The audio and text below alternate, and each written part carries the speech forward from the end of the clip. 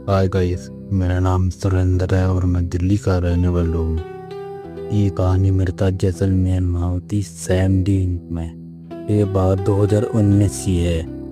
मैं मेरा एक दोस्त प्रतीक, हम दो दोस्त राजस्थान गए थे घूमने के लिए। वहाँ थे हम सैम डीन पहुँच गए।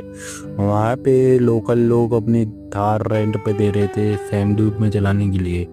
मेरा प्रतीक दोस्त बोला कि भाई 2 दिन के लिए थार ले लेते हैं। मैं बोला ओके ब्रो, ले लेते हैं। थार लेने में हमें शाम के 4 बज गए थे और वो अगले दिन तक हमारे पास रहने वाली थी। अगले दिन शाम के 5 बजे तक हमने सैमडीम्स में अपनी कार को दा दी। 2-3 घंटे चलाने के बाद हमारी गाड़ी एक सैमडीम में फंस गई। तो 2-3 घंटे हमें चलाते चलाते हुए हो गए थे, तो 8 बजने वाले थे। 8 बजे मैं अपनी थार, जो हमने रेंट पे थार ली थी, उससे हम उतरे। अब मैंने देखा भाई गाड़ी पूरी धस चुकी है, तेरे को उठना पड़ेगा। हमने यहाँ वहाँ लोकल्स को आवाज़ मारी, हमारे फ़ोन में नेटवर्क नहीं आ रहे थे। मुझे लगा कि अब हमें रात कहीं यहीं नहीं बितानी पड़ रही है। बट जैसे तैसे करके थार हमने अपनी निकाल ली। जैसे ही थार हमारी निकली वहाँ से आगे जाके 200 मीटर बाद फिर वो फंस गई थार। बेसिकली वो थार मीन्स वो एक जीप थी। हमने जीप को निकाला, बट जो जीप का पुराना रियर व्यू मिरर था, जो जिससे ड्राइवर पीछे देखते, उसके अंदर एक आकृति दिख रही थी। प्रतीक ने हृदय तो पीछे देखा, कोई नहीं, तैसे लगू बहम होगा या मैं होऊंगा। तो उन्हें ध्यान नहीं दिया, गाड़ी को निकालने में लगे रहे। फिर वह निकालते निकालते हमें 10 बज गए। हमने थार के पूरे टायर पंचर कर दिए। पंचर कर दिए मतलब हमने पूरी हवा निकाल दी टायरों में थे।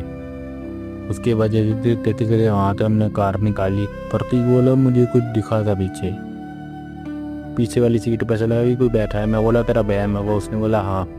फिर हम चलते चलते जैसे हाईवे पे हम आने वाली थी, तो हमारी कार फिर से फंस गई थी।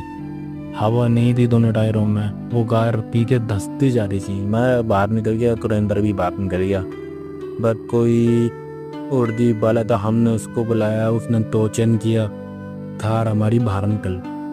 जैसे हम हाईवे पे अपने होटल की तरफ जा रहे थे, तो मैंने रियर व्यू मिरर में देखा कोई औरत अपने हाथ ऐसे घुमा रही है अपनी गर्दन को नीचे, और ऐसी चीज जीप पूरे उसके पेट तक आ रही है।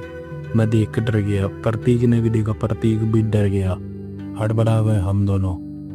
हड़बड़ाने की वजह से हमारी थार थी तो अच्छी थी, पेड़ में जाके लगी और सारी गाड़ी टूट फूट गई। हम दोनों बेहोश हो गए।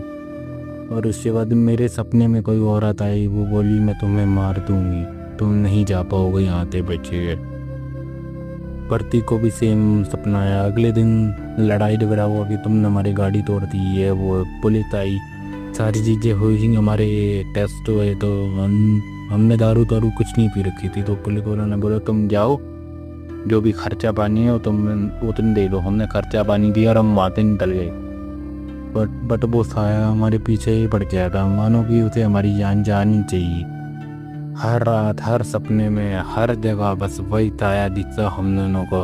हम दोनों अलग अलग रहते थे, बट फिर भी वो साया हमें ऐसे दिखता कि मानो अभी हमारी जान ही ले लेगा।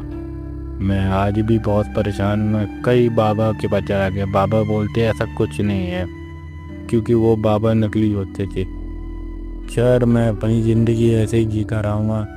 जैसे ही मैं ठीक हो जाऊँगा तो मैं अपनी स्टोरी फिर से भेजूँगा कि मेरे साथ ऐसा ऐसा हुआ था। उम्मीद है आपको नाइटमेयर एक्सक्लूसिव का आज का सफर पसंद आया होगा, आपकी भी नींद उड़ गई होगी। अगर आपको ऐसा ही अनोखे और डरावने अनुभव पसंद है तो हमारे चैनल को सब्सक्राइब करें और बेल आइकन दबाना ना भूले, ताकि कोई भी नाइटमेयर आपसे छूटे ना।